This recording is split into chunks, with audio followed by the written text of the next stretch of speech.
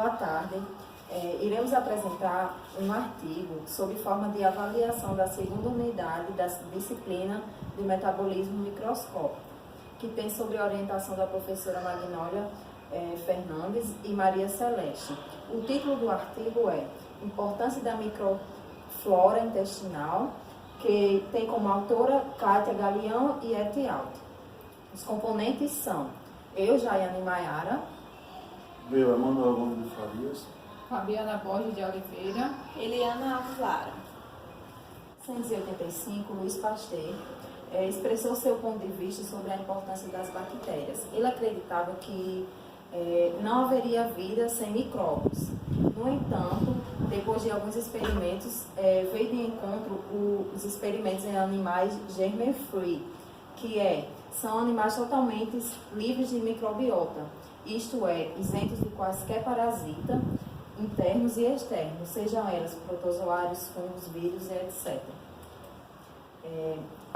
A microbiota intestinal, o trato intestinal inicia-se na boca e vai até o ânus, enquanto que a microbiota intestinal ela está distribuída em todo o trato gastrointestinal. O sistema digestório inicia-se na boca e vai até o ânus. As bactérias encontradas em todo o gastrointestinal se encontram no estômago e em todo o seu gastrointestinal. No estômago é onde tem uma menor colonização, isso devido ao seu pH, ácido alcalino, que fica em média entre 2 a 3 o pH, e onde tem uma maior colonização dessas bactérias da microbiota intestinal é no intestino grosso. Isso porque lá ocasiona um ambiente propício para a sua colonização e crescimento, devido ao seu pH alcalino básico, que é entre média de 7 a 8 do pH. E o intestino delgado fornece para a sua maior porção colonizada por Escherichia coli, a bactérias que sintetiza a vitamina K e B. Então, esse organismo nutre essa colonização de bactérias. A enorme população bacteriana é composto predominantemente por poucos gêneros bacterianos. Entre eles temos os bacterióides, entre outros. E vamos destacar a Bifidobacterium, que é essa daqui. Ela e os lactobacilos são importantíssimos na questão contra as células, as bactérias patogênicas. Estima-se a existência de cerca de 300 a 500 diferentes espécies de bactérias na microbiota. A interação micróbio e hospedeiro pode influenciar favoravelmente a saúde humana de diversas maneiras. Entre elas temos as funções positivas. Temos função antibacteriana, função imunomoduladora e função metabólica nutricional. Na função antibacteriana, serve como competição para a adesão dos sítios na parede intestinal. Na competição por nutrientes, também a antibacteriana serve de estímulo para o sistema imune contra outras bactérias sem ser do trato intestinal, que estará lá. Isso. No sistema imunomoduladora, acontece o desenvolvimento de intolerância imunológica, o salvamento energético, nutrição de colonócito e conservação de colesterol em coprastanol. E a função nutricional metabólica serve como conversão de bilirrubina em urobilina e inativação da tripsina, ou seja, Serve, E a vitamina K. isso, e serve como nutrição também, pois ele ajuda a...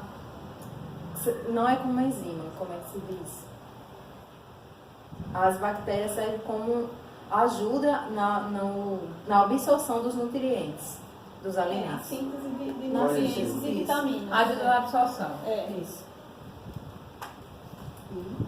A microflora e hospedeiro.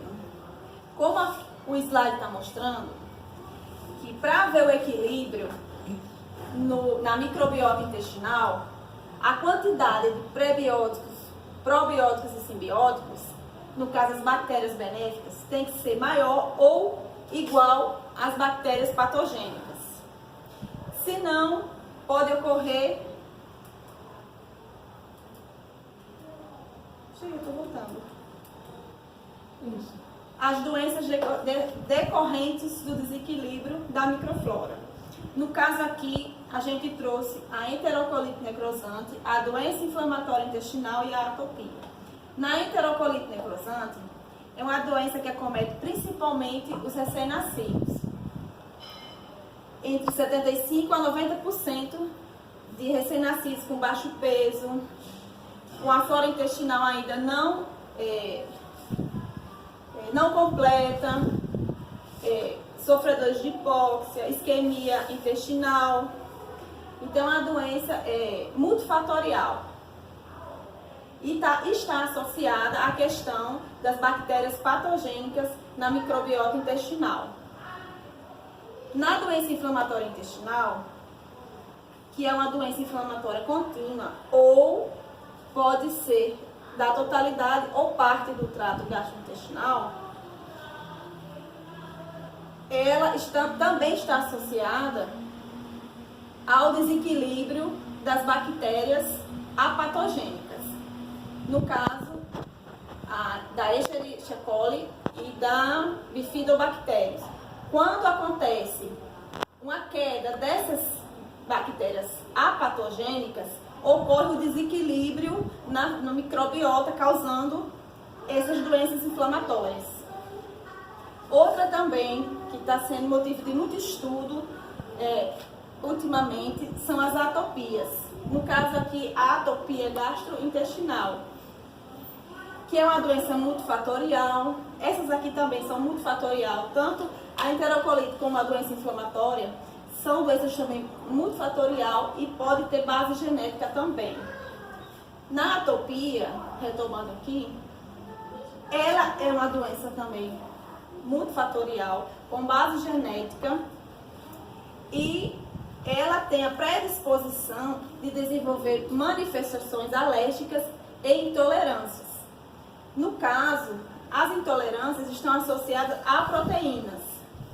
O exemplo que eu trouxe aqui, que a gente trouxe, foi a proteína do leite, que é a mais conhecida.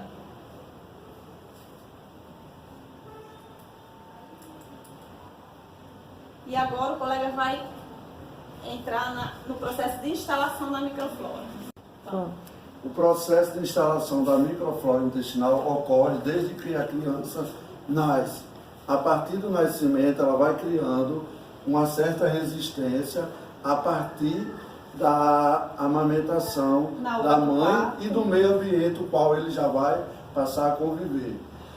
E para isso ocorrer, ele tem que seguir alguns fatores. E os fatores que podem ocorrer são esses aqui, para que forme a microflora intestinal.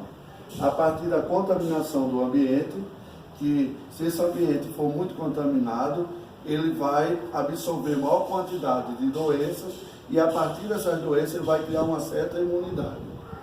Outro também, a partir do aleitamento materno ou artificial.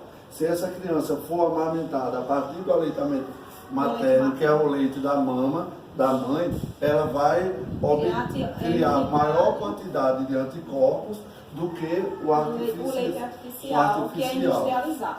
No caso do leite materno, ela vai ter maior quantidade de quê? Lactose. De lactose, onde essa lactose ela pode ser criada a partir dos lactobacilos e aumentando um dos fatores de maior destruição de doenças bacterianas. bacterianas patogênicas. Depois, o tipo de parto. O tipo de parto também vai influenciar justamente porque na hora do parto, se esse parto for feito a partir de um parto natural, o que é que vai acontecer? Vai ser um parto vaginal, onde o RN vai entrar em contato com a flora da vagina da mãe, que é a flora da vagina da mulher, é rica em lactobacilos, uma bactéria apatogênica do bem que influencia na microflora intestinal, que vai ajudar no amadurecimento da microflora do recém-nascido. depois também temos o que? O uso de antibiótico. No caso do uso dos antibióticos, vai causar grande resistência a algumas bactérias e um distúrbio também ao meio da microflora intestinal. Porque aqui vai acontecer o quê? Uma grande destruição das bactérias anaeróbicas. Um dos exemplos de antibióticos que são muito usados são os gram-positivos. E as bactérias apatogênicas da microbiota intestinal, as gram-positivas, algumas são apatogênicas. Então, com o uso do antibiótico, vai ocorrer o quê? Um desequilíbrio das patogênicas, mas também com apatogênicas. As Patogênicas vão se tornar maior. Então, vai ocorrer o desequilíbrio. Outro também é a questão do coruscência. O coruscência é justamente o processo pelo qual algumas bactérias induzem outras a se reproduzir ou até mesmo causar desequilíbrio.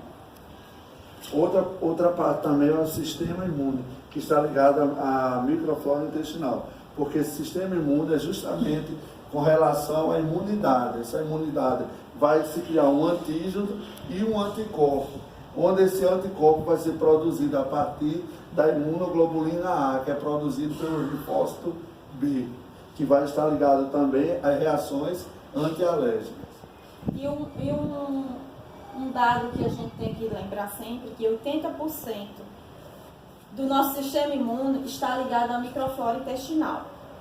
Se ocorrer algum desequilíbrio na microflora, então nosso sistema imune vai estar desacobertado, então vai estar de portas abertas para bactérias patogênicas causar danos, no caso aqui a microflora.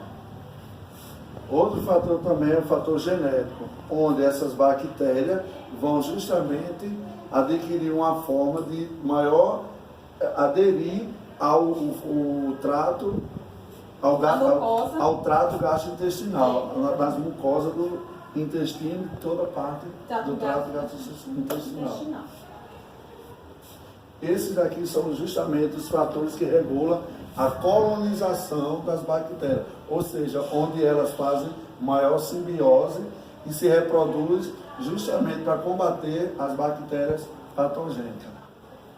Pronto, dando continuidade à parte, né, da melhoria, né, da composição da microflora, eu vou focar, a colega Eliana já falou, mas a gente vai focar o que são os prebióticos e o que são os probióticos, que a gente ouve tanto falar, e que não deve ser apenas uma moda, né, de alimentação, porque ajuda na saúde. Então, os prebióticos são fibras insolúveis. Então, nós sabemos que as fibras ajudam na regulação do intestino. Por que elas ajudam? Porque nós sabemos que não digerimos celulose, né? Mas ela passa pelo trato intestinal, mesmo sem ser digerida, ela ajuda a formação do bolo fecal, igual vem no artigo, né? Esclarecendo, deixando bem claro isso.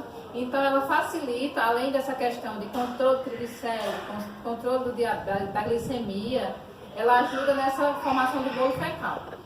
Os prebióticos, então, são fibras insolúveis, né? Auxiliando a formação do bolo fecal, melhora o trânsito intestinal, consequentemente, né? E diminui triglicéridos, como eu falei, regula e mantém os índices glicêmicos.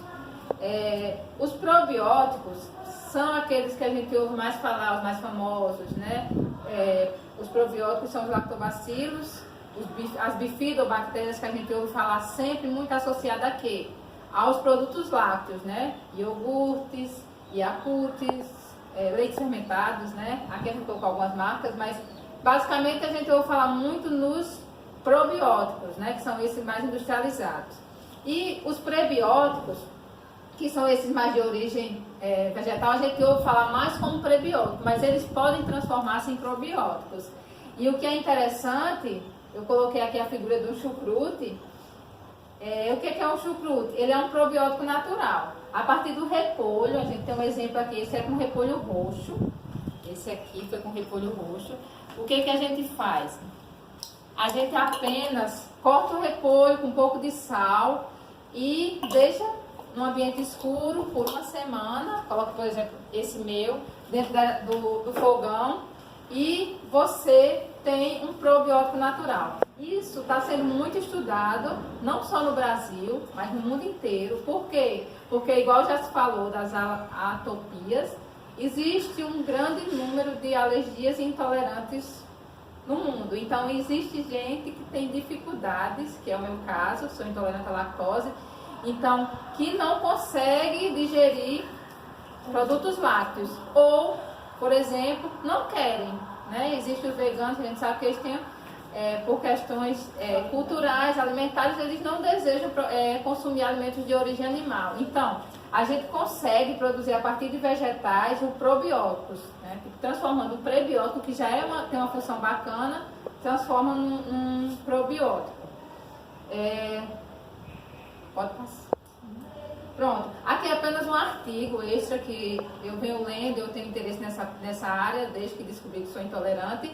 E pesquisas, né, estudando, esse aqui é com maracujá, né? A influência do maracujá transformando-se em probiótico e uma função rotativa aqui, que é um estudo científico, né? Uma pesquisa toda embasada, mas existe com cajá, existem trabalhos no Departamento de Nutrição da UFRN, com professores que trabalham especificamente com cajá, para transformar, eles inoculam o micro-organismo lactobacilo, né, a cepa lá do micro-organismo, e faz com que aquele produto, um suco, por exemplo, de frutas, desenvolva uma colônia bacteriana benéfica, no caso, de lactobacilos.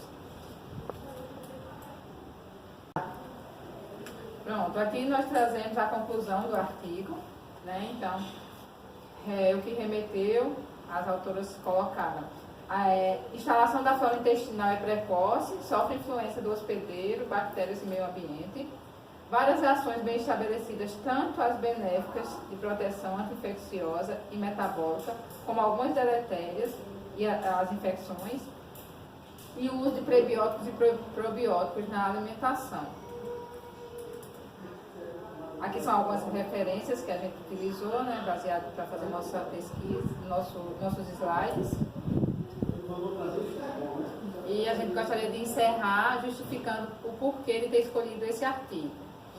Primeiramente, no meu caso, eu sou intolerante à lactose, como eu falei durante a apresentação, e eu já venho lendo isso há um tempo, né, quando a gente descobre as dificuldades. Eu sou professora de Química e trabalho como técnica em alimentos, dou aula nessa área. E eu vejo a importância de se trabalhar isso em sala de aula e achei o artigo interessante por isso. Já, Emanuel? Meu nome é Emanuel Gomes de Farias, justifico porque trabalho com sangue e nessa área de sangue vai apresentar sempre um antígeno e anticorpos. E há muitos pacientes que às vezes têm algumas reações e isso está ligado justamente ao fator da imunologia. Como esse tema traz a questão da imunohematologia, eu aderi a esse tema. Eu, por ser aluna da iniciação científica no Laboratório de Bioquímica aqui na UFRN, também trabalho com bactérias e vejo muito a importância que a mesma tem para os seres humanos e pesquisas e etc. Eu justifico porque sou técnica de enfermagem, trabalho na maternidade aqui em Natal e a gente trabalha com muito recém-nascido. E lá a gente tem um estímulo do aleitamento materno e não artificial. Porque no aleitamento materno se começa a questão da imunidade. Então, assim, esse tema foi muito bem colocado aqui pela gente, estudado, e tentamos ao máximo, dar ao máximo dos nossos conhecimentos para agregar nos nossos estudos.